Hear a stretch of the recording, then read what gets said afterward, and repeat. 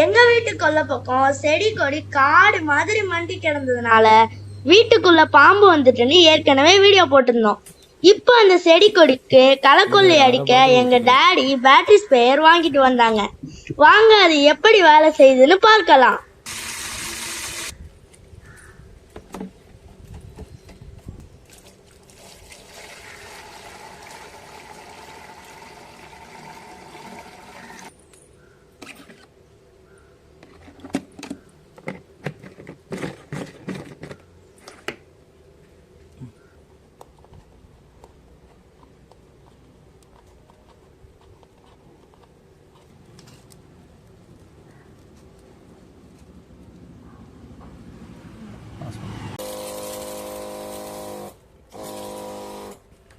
correct உள்ள கொஞ்சம் தூரம்